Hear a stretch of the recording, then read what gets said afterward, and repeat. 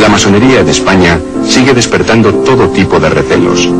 Legalizada en 1979 como una más de las asociaciones integradas en el registro del Ministerio de Interior, la Gran Logia de España tiene hoy decenas de templos en todo el país. Templos como este, en uno de los enclaves del poder financiero madrileño. Sin embargo, la democracia no la ha librado de un trato discriminatorio respecto a otras asociaciones o sindicatos, llegando a estar oficialmente incluida en el catálogo de sectas. Los bienes confiscados a la masonería durante el gobierno del general Franco, por ejemplo, siguen sin ser devueltos a las logias que fueron propietarias de los mismos. Templos, inmuebles por todo el país, que aún siguen en manos del Estado. En España tenemos que tener en cuenta que desde la guerra civil hasta el año 75-76 ha habido una ruptura de más de 40 años, en que la masonería era la bestia negra. Durante la guerra civil el mero hecho de ser masón era delito de muerte, sin necesidad de proceso previo. Entonces todo esto influye hoy día para que esta asociación, por un lado, no haya encontrado su camino al retorno y por otro lado se encuentre con un rechazo social. Lo cierto es que la masonería contemporánea en todo el mundo sigue arrastrando el triste estigma de lo ocurrido en Italia en 1980, con el escándalo de la llamada Logia P2. Las conexiones de la mafia de Licio Gelli con la banca vaticana dejaron el cadáver de Roberto Calvi sobre las aguas del Támesis. El presidente del Banco Ambrosiano apareció misteriosamente muerto colgado de uno de los puentes del río londinense.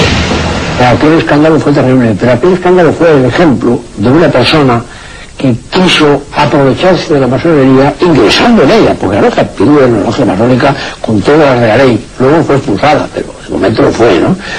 Y fue el caso clásico de aquel famoso Licio Gelli, que estuvo aquí luchando con los voluntarios italianos a favor de Franco durante la guerra civil.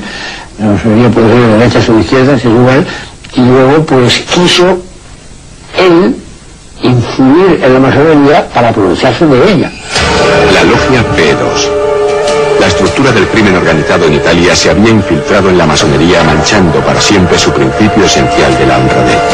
Seguimos siendo un valor depreciado dentro de la sociedad española, cuando en Inglaterra, en Estados Unidos, incluso en Francia, en Alemania, también en parte en Italia, claro, en los países católicos es donde se ha depreciado más a la masonería, por influencia del integrismo católico.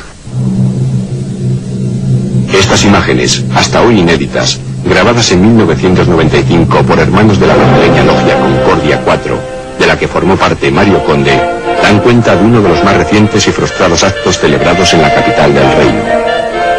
Nunca antes se había difundido este singular documento. Personalidades de la política, el derecho, la arquitectura, las artes e incluso masones relacionados con la italiana Logia P2 se dieron cita aquí.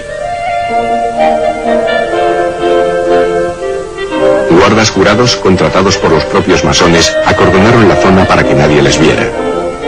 A plena luz del día, junto a la madrileña estación de tren de las Delicias y vestidos por completo de negro, colocaron ritualísticamente la primera piedra del templo de Salomón, es decir, el lugar donde algún día estaría el gran templo masónico madrileño, el lugar desde el que se rendiría tributo al gran arquitecto del universo.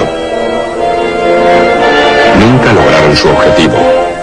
La masonería, aplastada por la represión franquista, diezmada por el exilio y la muerte, no ha logrado todavía reagruparse, a pesar de los 20 años transcurridos desde su legalización en la España democrática.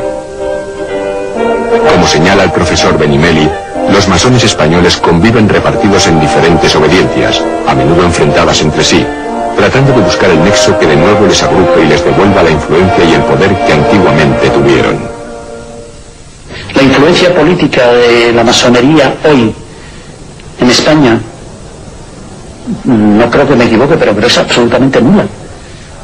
Porque si por influencia política decimos, pues, ¿cuántos ministros masones hay? ¿Cuántos jefes de partido político hay? ¿Cuántos diputados? ¿Cuántos senadores? ¿Cuántos alcaldes? La respuesta, no te voy a decir ninguno, pero a lo mejor sería la más correcta, ¿no? Los historiadores coinciden en que ni la Revolución Francesa, ni la científica, ni la Constitución Liberal de Cádiz de 1812, ni la independencia latinoamericana, ni la Segunda República Española hubieran sido posibles sin la influencia decisiva de la masonería liberal sobre el poder político. Sin ellos, la historia contemporánea probablemente estaría escrita de otro modo.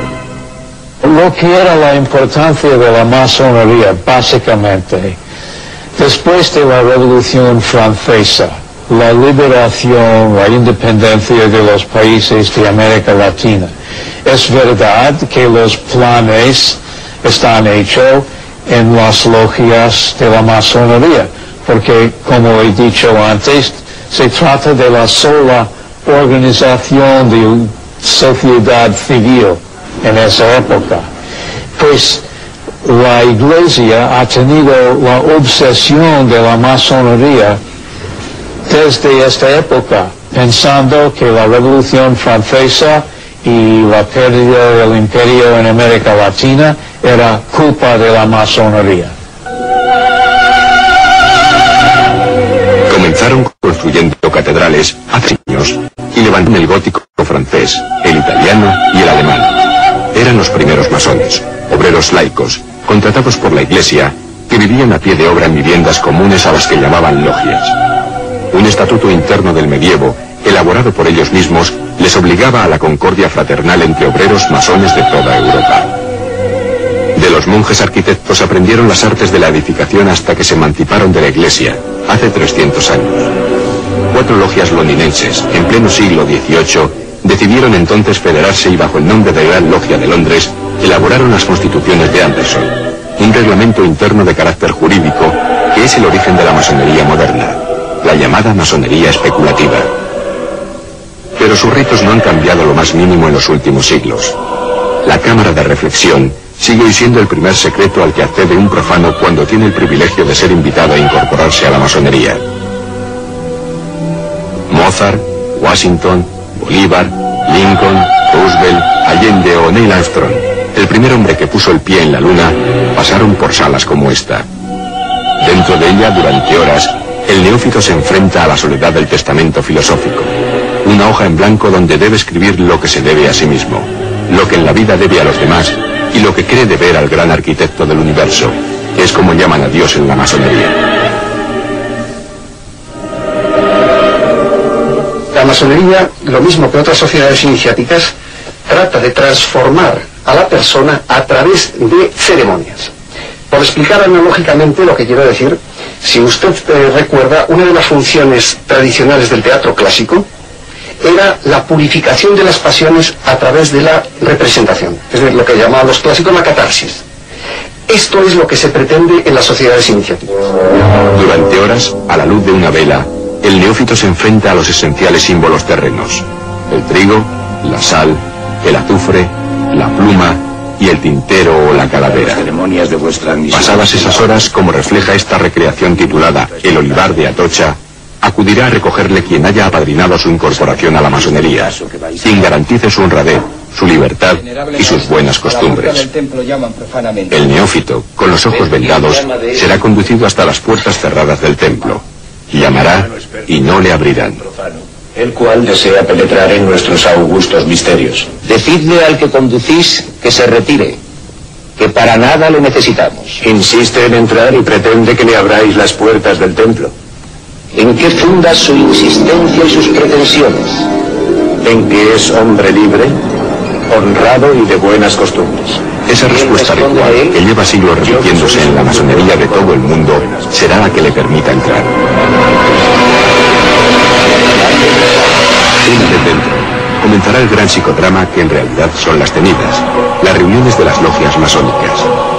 En esta película francesa de 1939, Fuerzas Ocultas, hecha en contra de la francmasonería, se recrean algunos ritos iniciáticos que también hoy se realizan. El profano deberá beber azogue y llevar el pecho descubierto para demostrar que es hombre, y un pie descalzo.